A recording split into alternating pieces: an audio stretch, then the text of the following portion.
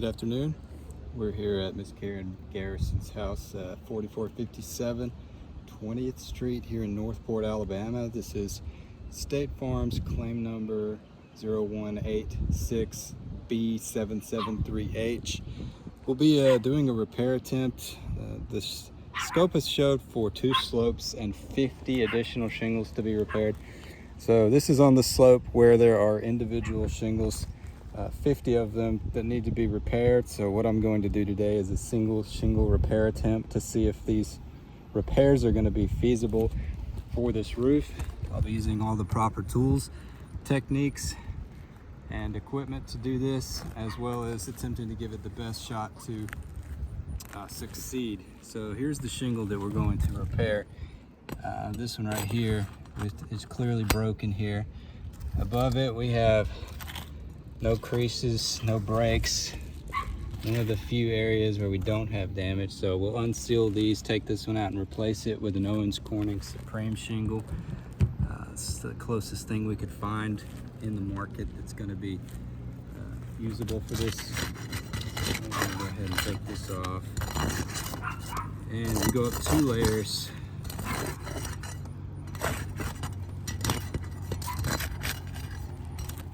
Go ahead and remove these nails now. And immediately we have a nail head pull through, which is fastener failure. As you can see, these are a bit rusty nails as well inside this shingle from where water's getting in. So we had a fastener failure, and when I pull this out, we'll take a look at these all together, and that way you can see what the shingle looks like.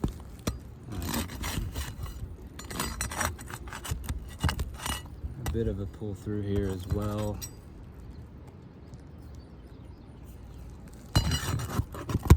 And that one pulled through. So what that is nail head pull through. It means that the fat end of the nail goes through the shingle itself, causing there to be a larger hole where there was an existing hole the size of the small part of a nail. So it's an unnecessary water penetration point now. So it is a failure point for doing a replacement, but let's continue in good faith to see if we can't do something here with another nail head pull through.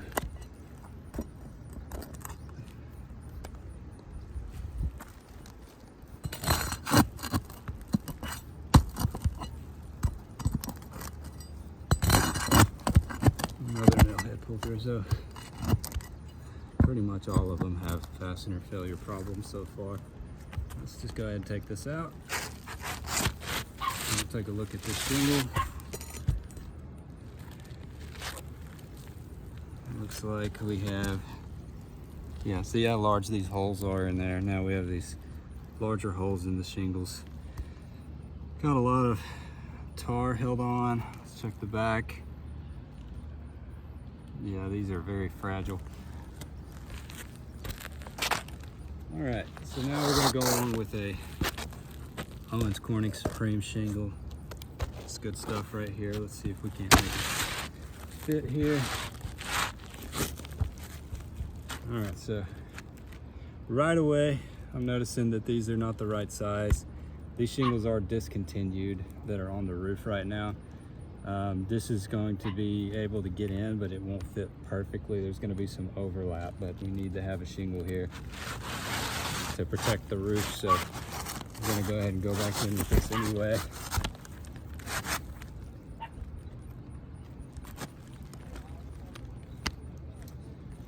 Looks like there's gonna be some exposure issues as well. Maybe there's a nail back there.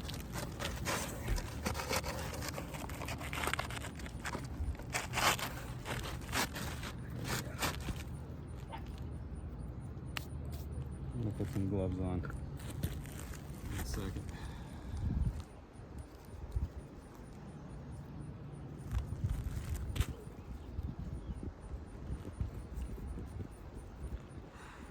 It's not fitting in well because they're the wrong size, so we're gonna try to make it fit in there a little bit better.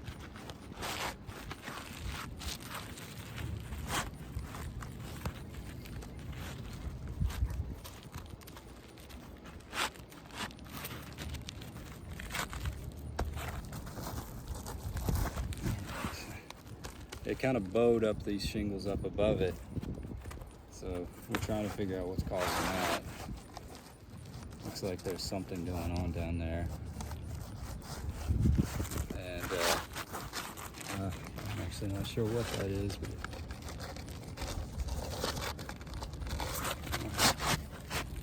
all right. There we go. So we got the shingle fitted here. Again, it is going to overlap here. As you can see, right there, the shingle's overlapping on this one. And over here, it's flush. So we got a shingle size disparity. It's nothing to do with color, nothing to do with anything like that, but it isn't going to fit in there properly because it's too old. These are just a discontinued shingle.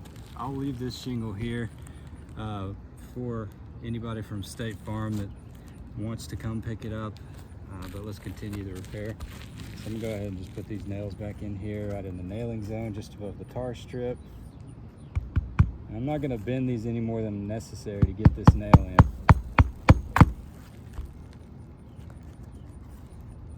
So right there. So I'm just being too careful. There we go. Because I don't want to cause damage the best I can. The repairman's gonna be a lot less gentle with this than I am right now. But I'm just barely making it. There we go.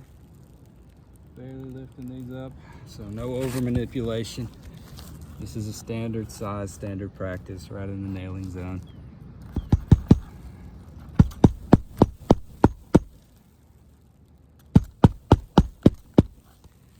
That's one layer.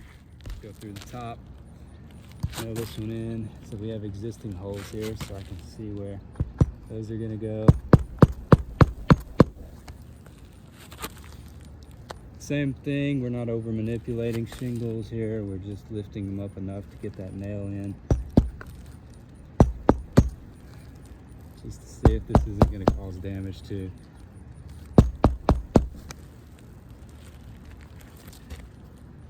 And a couple more here and we should be finished up. We can check out what we got.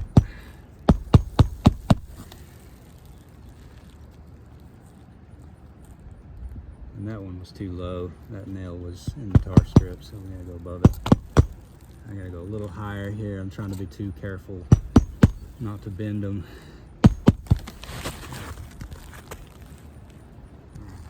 So I'm one AirPod down, but it's completed. Let's go ahead and just take a look at the results here on this repair. Okay, so before there wasn't any granular loss when I did this, but now there's creasing. This one finger gently rubbing it. You can see that the granular loss is very bad now. These are broken. Now they all need to be replaced as well. Combine that with the fastener failure problems. This is not going to be something that we will repair or are able to repair without causing further damage to the roof, and request that the slopes with repairs on it be replaced with full slopes in order to bring this to pre-loss condition. Thank you.